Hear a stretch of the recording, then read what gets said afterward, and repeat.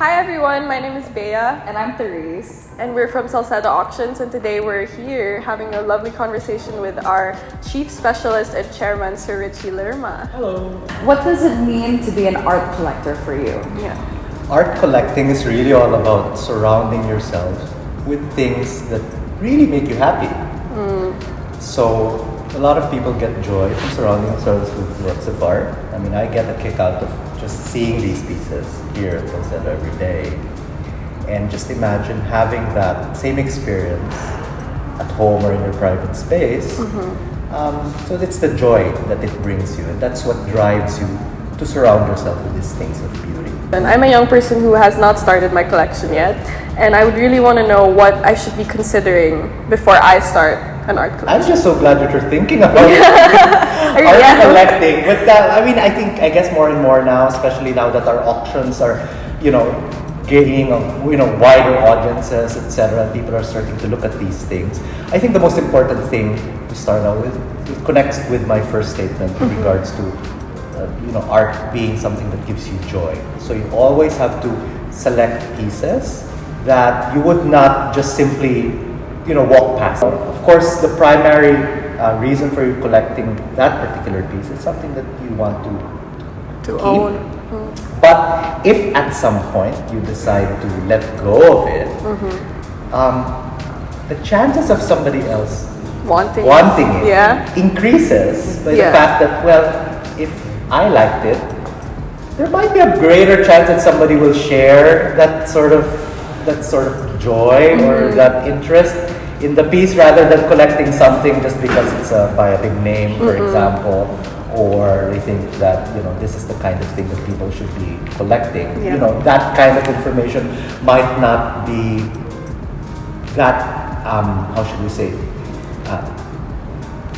truthful in terms of the reasons why you're collecting things. I think the most important thing, and all the successful collectors out there have gained from that ability to collect things that they are deeply interested in, and that's something that they will be shared by others.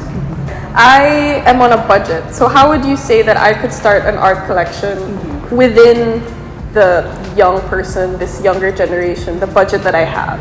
A lot of people are into surprise, especially when they come to the GAVEL&BLOCK auctions, for example. The price points of a lot of these pieces, and I often tell you guys, the amount of money that you guys spend when you go out, for example, or you meet up with people for a meal, or go to absolutely go to a club, etc., would be much more than for a lot of these valuable collectibles.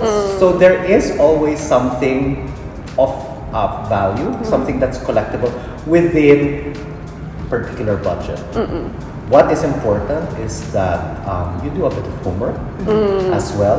Let's say, okay, if I have 10,000 pesos to spend, for example, on an artwork or a valuable collectible, looking at that range, who among these artists or who among these designers have a track record? What sort of prices have they been reaching over time? So I invite people to take a look at the website, see how their prices have increased over time. And looking at that, then you notice, then you make the decision that, hey, this might be something that I'd like to acquire. So stick, of course, within your budget. Sometimes you might need to push yourself a little bit more. Maybe make some sacrifices. Sacrifice some nights out. But at the end of it, you might be making an acquisition that would, much later on, pay off. You absolutely beyond the nice meal or the nice night at the club, but it could be on the could be paying for your trip on a yacht or whatever. It's that kind of thing. You kind of make these kinds of decisions early on, knowing what you know. So research is very important, and also being able to develop an eye. I think that's very important. It's all about not just confining yourself to just reading up, let's say whether it's magazines, books, or going online.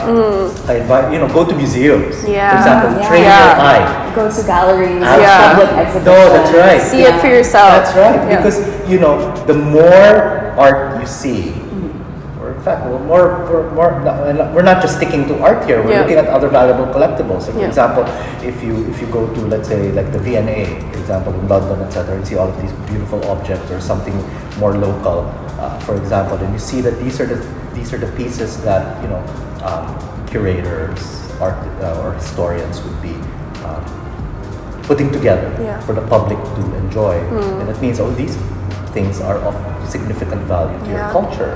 Yeah. And so by seeing all of these things, you really are training up your aesthetic sense. Yeah. But you're also deepening your intellectual curiosity.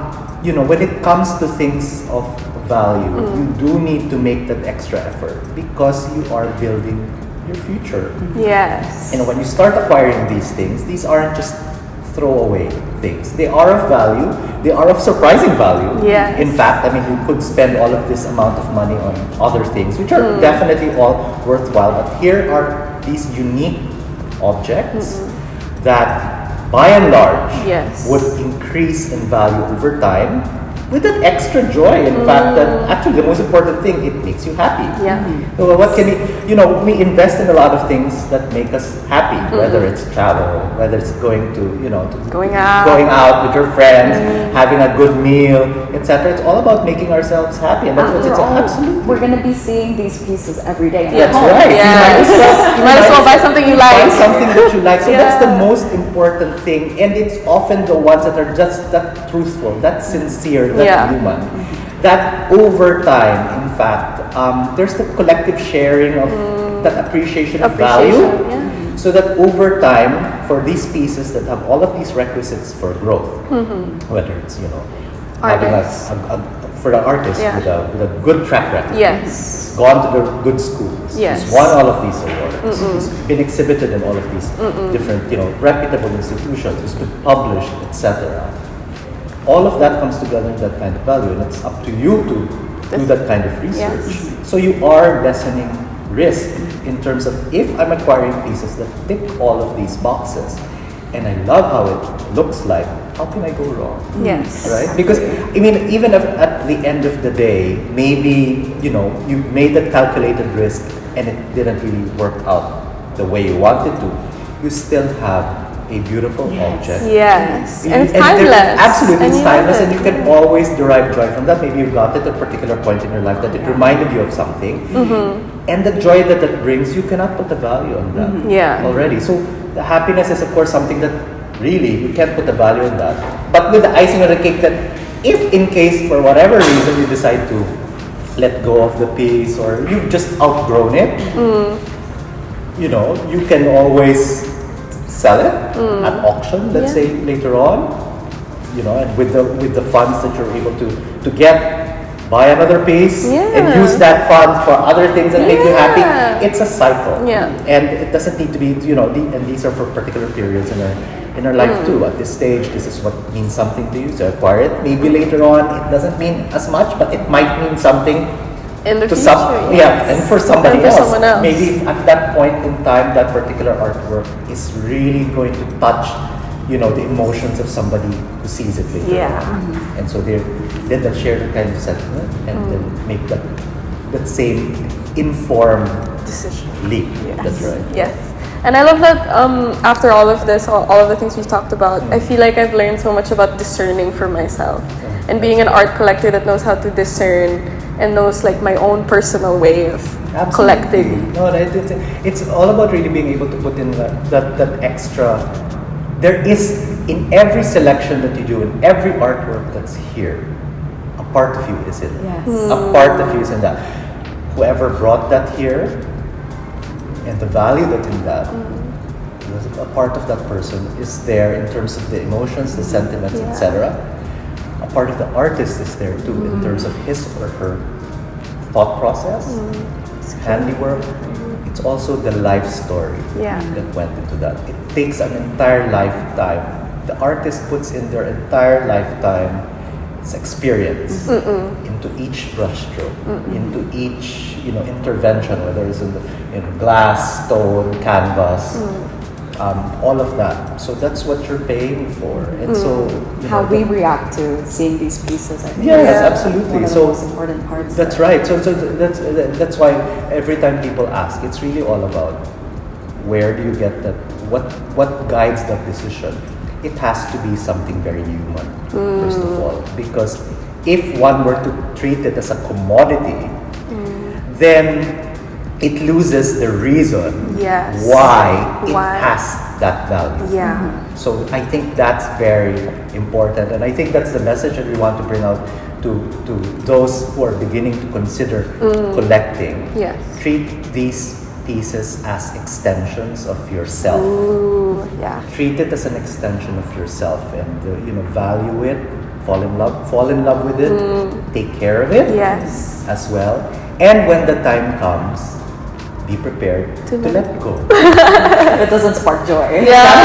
But if it's already sparked, if that is, maybe there are other things that give you joy, and maybe you've already outgrown that. But chances are somebody else will find the same joy. Fulfillment. That joy. I mean, it's all about our collective humanity. Yes. Somebody, if you felt that same way about something, somebody else will be at that stage in their life who will feel the same. So I think that's something that we need to take with us when it comes to collecting art.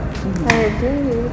Okay. Well, thanks. I've learned so much in this talk. Wow. Yes. So thank you We've had this so much. conversation. Yes. We should have more of it. Yeah. I guess it goes to show that art collecting isn't just an investment, but No, I mean, Yeah. it's a lifestyle, absolutely. Obviously, it's an investment because of the amount of money that's involved, but that's secondary Yeah. to what it means to What us, is it? and that's why they have this value because of what it represents. Yeah. Which is really much more than what we can say for other objects that people will just simply purchase. When you acquire these pieces, like I said, you're acquiring a lifetime of values and interests and how should you say these philosophies, etc. in that distilled in that object. Yeah. So that's certainly something to love. Yeah. I definitely agree. So thank you again to Richie for teaching us so much Oh, and my pleasure. for helping us understand how one can, Thank you know, you. Thank start you. an art collection. start an art collection and know what it means to start an art collection. Oh, my pleasure. Thank you, sir. Thank you.